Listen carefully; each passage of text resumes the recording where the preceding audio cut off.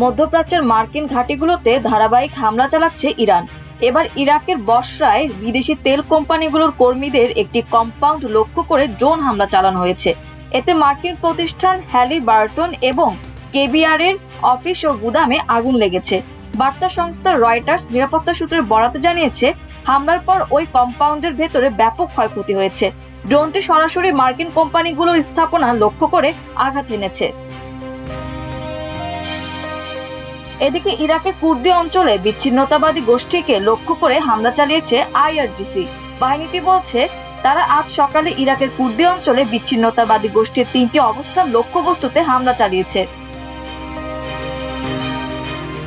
সংবাদ সংস্থা তাসনিম প্রকাশিত আইআরজিসির বিবৃতিতে বলা হয়েছে, যদি এই অঞ্চলে বিচ্ছিন্নতাবাদী গোষ্ঠীগুলি ইরানের আঞ্চলিক অখণ্ডতার বিরুদ্ধে কোনো পদক্ষেপ নেয়, তাহলে আমরা তাদের চূর্ণ করব।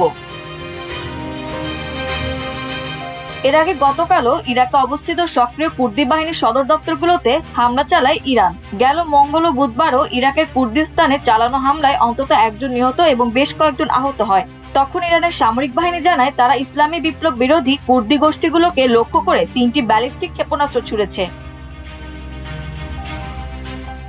ট্রাম্প প্রশাসন কুর্দি গোষ্ঠীগুলোকে ইরানের বিরুদ্ধে স্থলযুদ্ধে সম্পৃক্ত করতে চায় এমন খবরের মধ্যে ইরাকে অবস্থানরত এই কুর্দি গোষ্ঠীগুলোর উপর আক্রমণ জোরদার করেছে তেহরান। তবে কুর্দিস্তান ফ্রিডম পার্টির হানা হোসেন ইয়াজদান পানা বলেন, একজন কুর্দি সেনাও এখন পর্যন্ত সীমান্ত অতিক্রম করেনি। আমাদের উপরের আকাশপথ নিরাপদ না হওয়া পর্যন্ত আমরা নড়ব না, সেটি হবে আত্মঘাতী।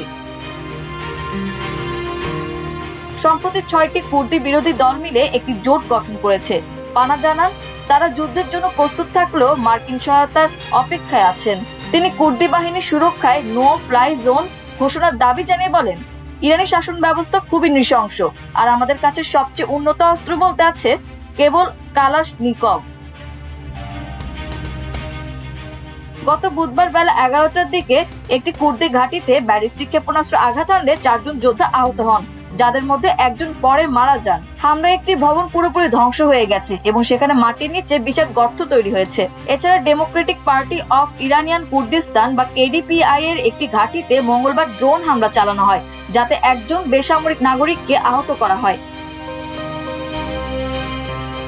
এর আগে গতকাল যুক্তরাষ্ট্রের প্রেসিডেন্ট ডোনাল্ড ট্রাম্প ঘোষণা দিয়েছেন, ইরানের যদি কুর্দি যোদ্ধারা হামলা চালায় তাহলে এতে সমর্থন দেব। গতকাল বার্তা সংস্থা রয়টার্সকে একটি টেলিফোন সাক্ষাৎকারে মার্কিন প্রেসিডেন্ট বলেন, এটি অসাধারণ যে তারা ইরানে স্থল হামলা করতে চায়, এর প্রতি আমার সম্পূর্ণ সমর্থন থাকবে। মাল্টিমিডিয়া ডেস্ক, আমার দেশ।